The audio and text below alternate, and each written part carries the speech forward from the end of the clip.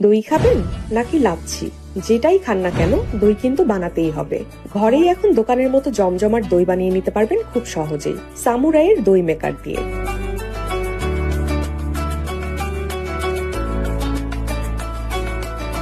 দই মেকারটি দুইটি সাইজে এভেলেবেল রয়েছে, 1 লিটার এবং 1.5 লিটার। কালারেও কিন্তু রয়েছে 3টি অপশন, লাল, গোলাপি আর সবুজ। চলুন তাহলে দই বানানোর প্রসেসটা এবার দেখে নিই। প্রসেসটা একদম সহজ। দই মেকার থেকে ভিতরের মোলটি আলাদা করে নিচ্ছি। এবার এর মধ্যে প্রথমেই দিয়ে দিলাম দইয়ের বীজ। আমি 1 লিটার দুধ এবং 1 কাপ চিনি একত্রে ফুটে ওঠা পর্যন্ত জাল করে নিয়েছিলাম। এবার সেই জাল করা মিশ্রণটি হালকা কুসুম গরম থাকা অবস্থায় দইয়ের বীজের সাথে ভালো করে মিশিয়ে দিলাম। এবার ঢাকনা দিয়ে কানেকশনটা দিয়ে নিলাম। আর এখন এটাকে এভাবে রেখে দেবো 4 থেকে 5 ঘন্টা। নির্দিষ্ট সময়ের পর ঢাকনা খুললেই দেখবেন জমে গেছে একেবারে দোকানের মতো ঘন ও সুস্বাদু দই। কোনো কষ্ট ছাড়াই ঘরে বসেই এবার থেকে জমবে আসল দইয়ের আসর। আর কি ভাবছেন, কেন নিবেন আমাদের কাছ থেকে?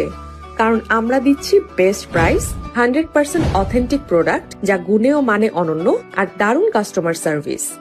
সো আর দেরি কেন, এক্ষুনি অর্ডার করে ফেলুন আয়াত মার্ট পেজে।